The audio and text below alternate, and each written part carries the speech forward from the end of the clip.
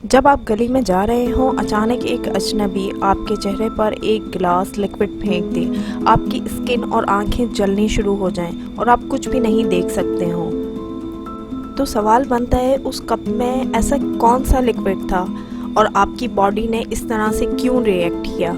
यहाँ हम आपको बताते हैं कि कैसे सरवाइव किया जाए एसिड अटैक से।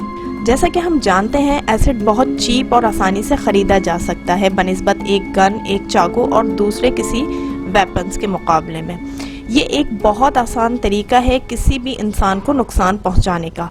केमिकल आसानी से आपकी स्किन से होता हुआ गोश्त और फिर बोन्स तक पहुंच जाता है और ये बहुत ज़्यादा हद तक नुकसान भी पहुंचा सकता है। बाज़ औक़ात तो इंसान को अपने ऑर्गन्स तक कट ऑफ करने पड़ जाते हैं। According to the London based acid survival trust international, यहाँ 1500 केसेस एसिड अटैक के हर साल रिकॉर्ड होते हैं, जिसमें ज़्यादातर पाकिस्तान, इंडिया, यूके और युगांडा शामिल हैं और 80% एसिड अटैक विक्टिम्स ख़वातीन होती हैं। जो उन पर हमला करने वाले हैं वो उन्हें मारना नहीं चाहते बल्कि उन्हें बर्बाद करना चाहते हैं। सोशल स्टेटस, मैरिज, उनका करियर तबाह कर देना चाहते हैं। एसिड आपकी स्किन के साथ क्या करता है? पहला सवाल। दूसरा सवाल, इसमें पानी का क्या रोल होता है? तीसरा, हमें क्यों अपने बर्न हुए हिस्से को मेजर करने की ज़रूरत है?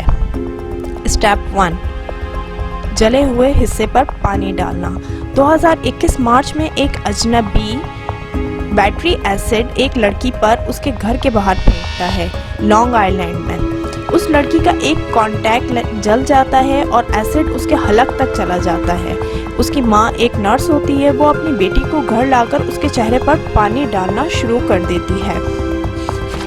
कई हफ्ते अस्पताल में रहने के बावजूद भी वो खाने में बहुत ज़्यादा ट्रबल महसूस करती है। उसका चेहरा अभी भी जल रहा था और वो एक आँख खो चुकी थी, लेकिन वो मर सकती थी अगर उसकी माँ क्विकली रिएक्ट ना करती।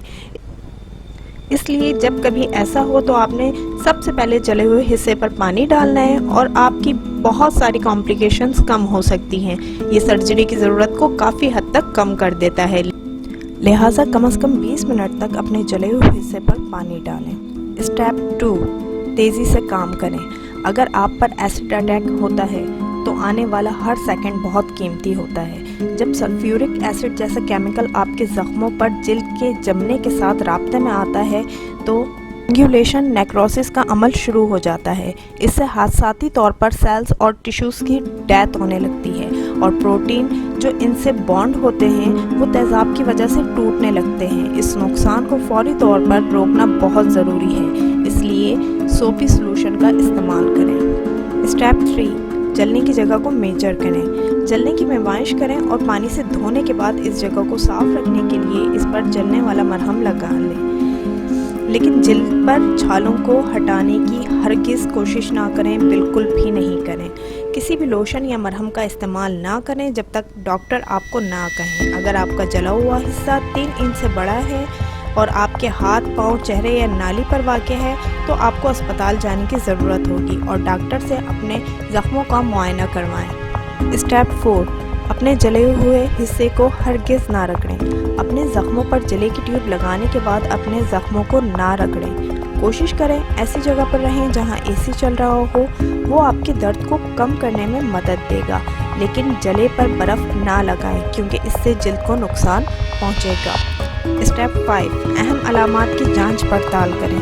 केमिकल से जलने में मौत की तादाद 1/3 है। आपको अहम अलामात की निगरानी करने की ज़रूरत है, जैसे सांस लेना, दिल की धड़कन और लेवल ऑफ कॉन्शियसनेस। आपको ठीक होने में काफ़ी वक्त लग सकता है, पर आपको शुक्र अदा करना चाहिए कि आप ज़िंदा हैं।